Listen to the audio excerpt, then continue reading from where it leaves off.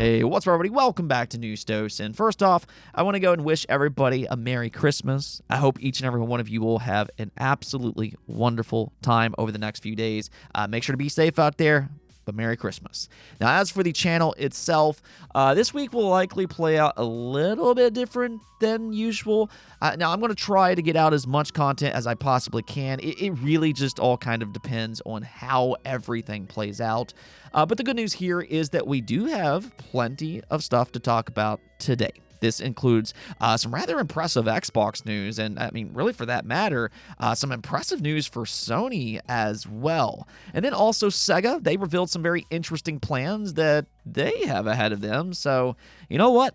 Let's just go get right into things, starting off with the Octopath Traveler series. Now, this is the franchise that really kicked off the HD 2D trend, and I'm happy to say that it seems like it's been a big-time success for Square Enix. They just announced that they surpassed 5 million units sold between the two games. Now, I'd be very interested to see how each game sold individually, but regardless, this still seems like a pretty good sign that they're at least pleased by these results. It seems like the Octopath Traveler games have fairly good legs, and hopefully that means we'll not only see more from this series, but also just more HD 2D games in general. I mean, obviously, Dragon Quest III HD 2D launched, I believe that was last month, and I mean, it was a huge success over in Japan specifically, so that should further convince Square Enix that there is a genuine interest in these type of games. So just for my own personal hope here, I'd like to see a lot more of these type of games. The HD 2D games truly are brilliant in my opinion, and you know, we still need games like Chrono Trigger and Final Fantasy VI. I'm just going to kind of throw those out there. These seem like no-brainers, but I do also want another Octopath Traveler as well. Octopath Traveler 2 was such a huge improvement over the first game, and I have a lot of confidence in Team Asano. In my opinion, I think they're among the best JRPG makers out there, especially when it comes to original games. Either which way, though, I mean, big congrats to them and Square Enix alike. Now, unfortunately, I do have to break some bad news for you Dead Space fans out there, which, sadly, I'm a part of that group as well. Yeah, EA, they're going to get some coal this year. Don't worry about all that. But what's happening here is that some of the original creators, including Glenn Schofield, mentioned in an interview that they pitched Dead Space 4 to EA just earlier this year. However, EA gave them a hard no. They said, we tried actually, the three of us, Dead Space 4. They said no. We're talking this year. We didn't go too deep. They just said, we're not interested right now. We appreciate it, blah, blah, blah. And we know who to talk to, so we didn't take it any further, and we respected their opinion. They know their numbers and what they have to ship. Then they continued on by saying, it's a weird time in the industry right now. People are really hesitant to take chances on things, so take it with a grain of salt. Who knows? Maybe one day. I think we'd all love to do it. I'd make Dead Space 4. I'm not saying anything about my current gig. I'm just saying that I would make a Dead Space 4. So, I mean, it kind of feels like they're taking the high road here. Kudos to them on that, but it seems like they are trying to leave hope on the table that, you know, maybe EA will circle back to it sometime down the road. But at the end of the day, this is the second Dead Space project that we've heard about that's gotten rejected in what I believe just this past year. We had heard a similar report about Dead Space 2 remake not all that long ago, and I mean, I just think this is such a shame. I'm assuming the first remake didn't meet EA's expectations, and, you know, as we all kind of know, modern AAA games have ridiculously high expectations. This is one of the reasons why people keep saying that modern AAA development is just not sustainable. You have to sell millions upon millions upon millions of copies just to break even. But in this situation, it's just such a shame because Dead Space is legitimately one of the best horror games ever made, hands down. And from a quality standpoint, I think it deserves a more promising future.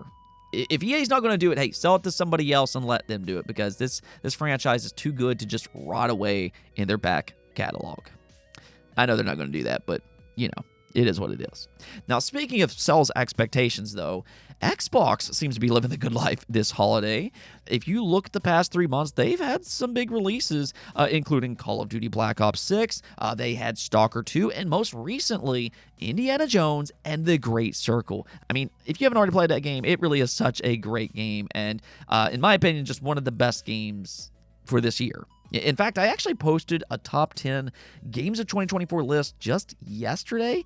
Shameless plug, make sure to go check that video out. Spoiler alert, Indiana Jones is on that list, but nonetheless, Matt Piscatella from Circana revealed some weekly results for game sales in the United States. You can see here where he said, "I don't usually post stuff about weekly rankings, but Indiana Jones and the Great Circle was the number 2 best-selling video game for week ending December 14th in US dollar sales, trailing only behind Call of Duty Black Ops 6.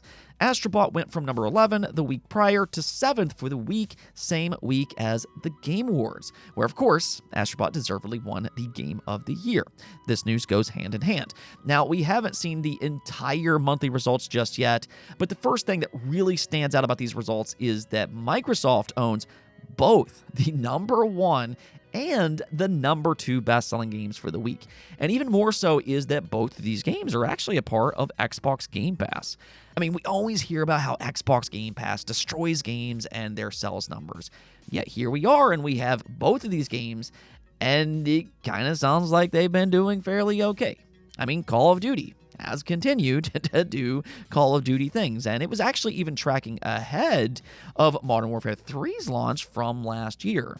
So doesn't seem like it hurt Call of Duty all that much. Instead, it really just kind of seems like all Game Pass did was boost its own subscription numbers, and it also brought in a record-breaking amount of players to Call of Duty Black Ops 6.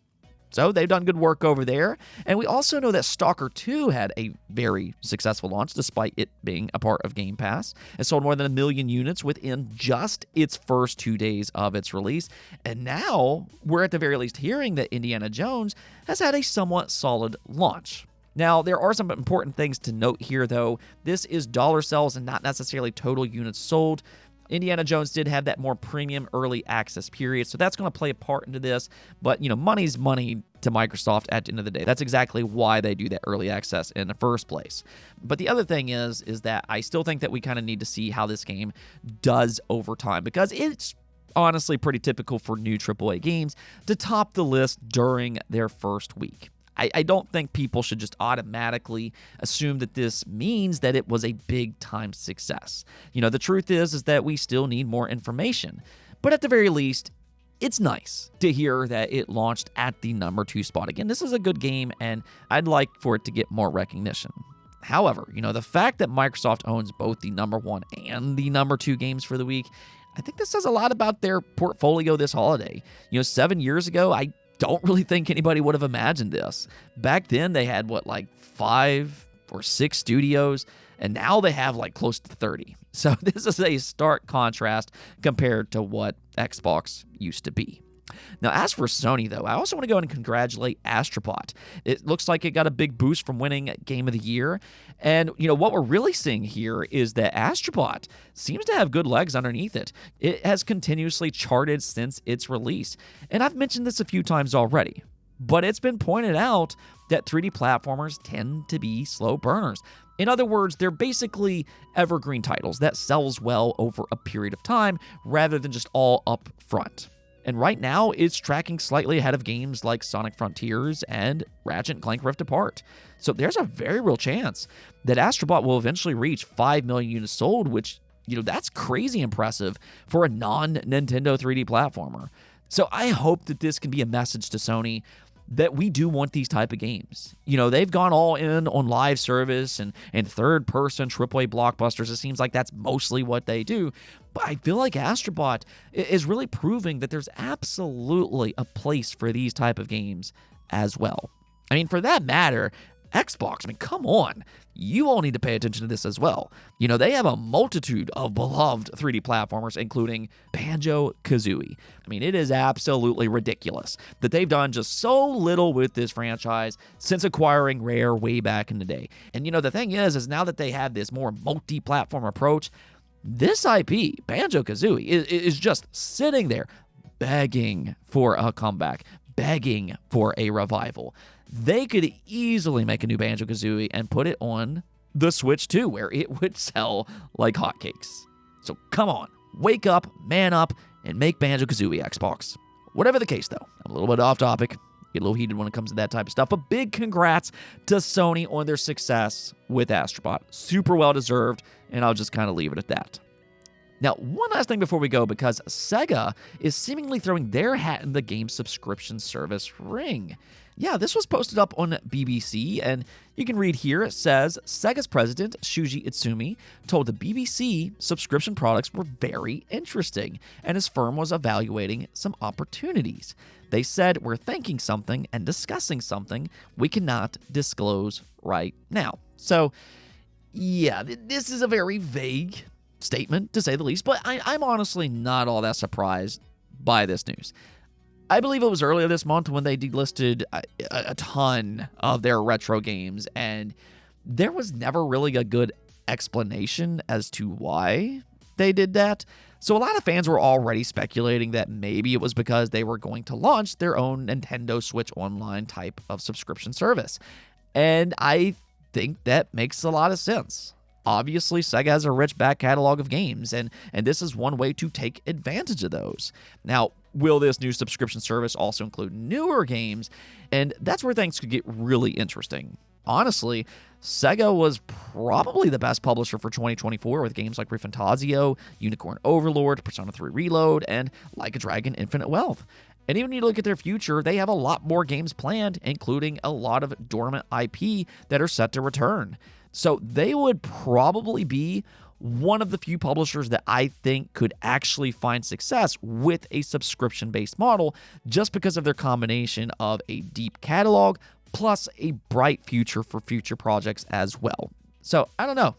This could be an interesting development from them, but let me know what you all think. Do you like this idea, or is it just yet another subscription service in an overly crowded market? I know for me personally, even though I really like Sega, I think I'm pretty much good with one game subscription, and that's really all I need. But let me know what you all think about all this in the comments below. Anyways, that's going to be it for this episode, but until next time, make sure to subscribe, ring that bell, and peace out.